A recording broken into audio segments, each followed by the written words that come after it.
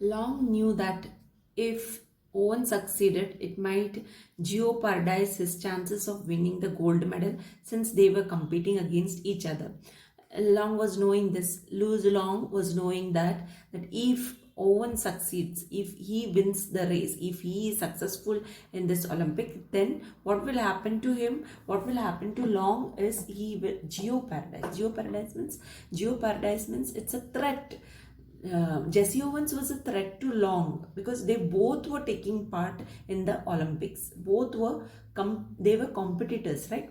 So here Long was knowing this, right? If he is helping out Jesse Owens means he is helping him to win and making himself lose the game. So his chances of winning the gold medal, since they were competing against each other, so his chances of winning the gold medal was less. So this is what he knew, this knowingly he was helping out. So this is what you can see, a true friendship, a true sportsman spirit you can see in this particular story, in this friendship of these two, Jesse Owens and Lewis Long.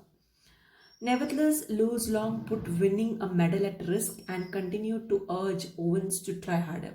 So he kept this aside. He kept this thought of his, in the sense that he will be not getting the gold medal if Jesse Owens comes up. That he kept aside and he came forward to help Jesse Owens. This is what you can see over here.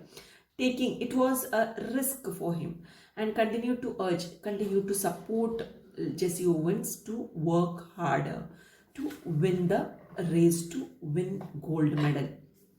It was this act of Lewis Long's that led Owens to first qualify, then go on to win the medal and set a record. So this act of Lewis Long's helped Owens to qualify and then win the gold medal and set a record in Olympics. So his stunning achievement of 4 gold medals at the 1936 Olympic Games in Berlin has made him the best remembered athlete in Olympic history. Like that, he became famous in Olympic history. Who? Jesse Owens, because he won 4 gold medals at the same time when he made the attempt in this particular Olympic. More importantly, it led to a lifelong friendship between the two men, which ended only when Long was killed in action in World War II. So throughout they kept this friendship. They became true friends. They became best friends throughout their life till Lewis Long was killed in action in World War II. He was killed in World War II. Till then, they were very good friends till the death of Lewis Long. So this is what we had seen about Jesse Owens in this small paragraph. Let us move to the lesson, the greatest Olympic prize. The lesson, my greatest Olympic prize, is written by Jesse Owens. So it is this particular lesson is a first person narration, and over here you can see first person narration in the sense the narrator over here is Jesse Owens. He is speaking about himself in this particular write-up. This is what we are going to see in this. Let us move to it. It was the summer of 1936. The Olympic Games were being held in Berlin because Hitler childishly insisted that his performers were members of a master race. Nationalistic feelings were at an all-time high. So you can see this event took place in the year in 1936. It was summertime and the Olympic Games were being held in Berlin in Germany, a place in Germany. Okay, so Olympics in 1936, Olympic was taking place in Berlin in Germany. And here you can see that was the time of Hitler, Adolf Hitler. Hitler childishly insisted that his performers were members of a master race. So Hitler said that his members, his participants, that his participants were belonging to the master race. Okay, so the Olympic Games were being held in Berlin. Berlin is a place in Germany, I told you, because Hitler childishly insisted that his performers were members of a master race. So this was a time of Adolf Hitler. Adolf Hitler, who governed, he was a Nazi regime at that time, and this was a time of Hitler's well-known hatred of Jews and his disdain for non-white races. Okay, now you know Jesse Owens was a non-white, right? So non-white races was part of the atmosphere of this particular game. That is what you can see over here. Master race nationalist. So he used to hate the Negroes, the non-whites, the black. Now, before moving to the next paragraph of this lesson, let me tell you, I just slipped one thing to tell you about Jesse Owens. Now, you might be thinking how he might have got his name as Jesse Owens. Okay, so there's a story behind this also. So let me tell you about it. At the age of 9, Jesse Owen, these people, they moved to the place called Jesse Owen and his family. They moved to a place of Ohio. At the age of 9, he was 9-year-old at that time. Jesse Owen was 9-year-old. So there in the new school, the new teacher asked Jesse Owens his name. The teacher asked the name to enter in the register. So over here, Jesse Owens told his name as J.C. Owens. J.C. means James Cleveland Owens. Cleveland Owens. Okay. James Cleveland Owens. So that was the name of it. So he said, he made the short form of it. James, J, he said. Cleveland's, he said C. J.C. But because of that strong southern accent, okay, as a Negro, because of the accent, the teacher heard it as Jesse, okay, and the name stuck, and he was known as Jesse Owens. Like that, he became famous as Jesse Owens. Okay, so actually his name was James Cleveland Owens. So this, you will even find it in your workbook. The name is given clearly, I believe. In the workbook, it might be given clearly as James Cleveland Owens. So that is an important thing. If at all a question comes like that for the examination, what was his name, that you should know. And this is how he got the name. This is not so important, but just for your knowledge, I have told you. So this was the time when Hitler played a role over here, a hatred of Jews and a hatred of non-white races he had over here. So that he picturized when he was the host over here. He was the one who hosted this Olympics. So that time he just showed that hatred. That is what you can see over here. Master race, nationalistic feelings were at an all-time high, right? So that was there over here, wherein he had shown the difference between the whites and the blacks. I wasn't too worried about all this. Who wasn't worried? Now who's speaking this? Jesse Owens. He's saying he was not worried about all these things. Whatever Hitler was showing, he was not worried. I trained, sweated. So he took all trouble over here. He trained himself. He sweated. He disciplined myself for 6 years with the games in mind. So he had to win the game. This was there in his mind. With that intention, he worked hard throughout. That is what you can see. He sweated, disciplined himself and all. For 6 years, he trained himself. He made a lot of effort to win the race or to win the medals. So while I was going over on the boat, all I could think about was taking home 1 or 2 of those gold medals. So as he was traveling, he was having only one intention in his mind. That intention was taking off just 1 or 2 gold medals. So that much intention he had. But finally, you know how many gold medals he took home. He took total 4 gold medals home at the same time. I had my eye especially on the running broad jump. So he had intended for the broad jump. So he was planning to take a gold medal for the broad jump. A year before, as a sophomore at Ohio State University, I had set the world's record at 26 feet 8 to 1/4 inches. Everyone kind of expected me to win that Olympic event hands down.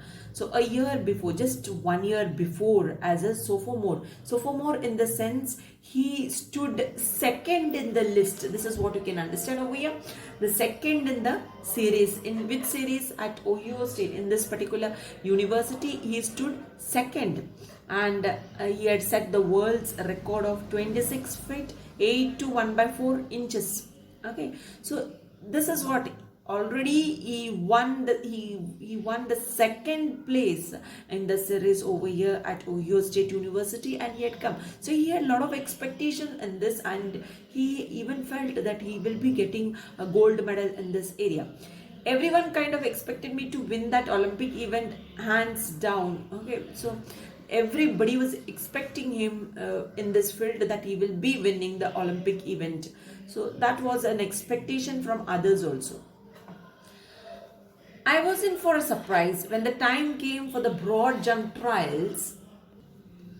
I was startled to see a tall boy hitting the pit at almost 26 feet on his practice leaps. He turned out to be a German named Lutz Long. Okay, so he was shocked, he was surprised. So there he was a winner, he stood second and he came over here. When the time came for the broad jump trials, when he was doing the trials, broad jump trials, he was shocked, he was surprised to see a tall boy hitting the pit at almost 26 feet. So he was one who was hitting at 26 feet, and here you could see another tall boy was hitting almost 26 feet on his practice leaps. So as he was practicing, he was seen like that. He turned out to be a German, and this man was a German, and his name is over here Lutz Long. Lutz Long, who later on turned out to be Jesse Owens' friend. So let us see how it is happening. I was told that Hitler had kept him under wraps, evidently hoping to win the jump with him. So Hitler had full expectation on this guy, Lutz Long. So he was one belonging to Hitler's own nation and same race, right? So he came over here to play. So Hitler was having expectations from Lutz Long, evidently hoping to win the jump with him. So Hitler was hoping that definitely they are going to win this jump because of Lutz Long. Lutz Long is going to get the gold medal for jumps. So with that expectation, Hitler was at that particular point. I guess that if Long won, it would add some new support to the Nazis' Aryan superiority theory. So this is what you can see over here. So here Jesse Owens felt that if Lutz Long, if at all he wins, it would add some new support, and this is going to add a support. This is going to add another feather to the Nazis, isn't it? Aryan superiority theory they are having over here, that they are the winners, they are the masters of the race, right? This type of a mentality what they were having, that they are going to add another feather to it, right? So this is what he felt. After all, I am a Negro. After all, he was, right? If he was, so no other expectation he was having over here. So you can see, in a way, he was depressed at this. A little hot under the collar about Hitler's ways. So he was a little bit annoyed at Hitler's ways, Hitler's Aryan supremacy. He was annoyed with it, right?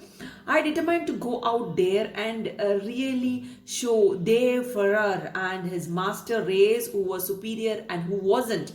So he was angry. You can see over here. Who was angry? Jesse Owens. Jesse Owens. I determined to go out there and really show. He was angry and he wanted to go there and show their Farrar. Their Farrar means there in the sense, this indication of stupidity. Who was indicating the stupidity of over here? Farrar. Farrar means, who's Farrar?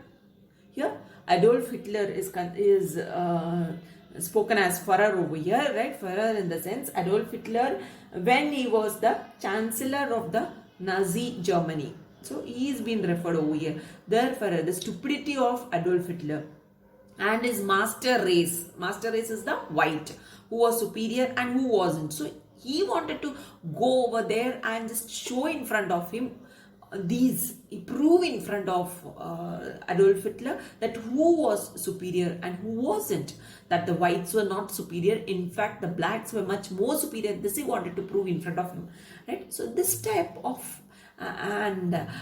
irritation he had in his mind. Okay, so an angry athlete is an athlete who will make mistakes. So this you can understand very well from here.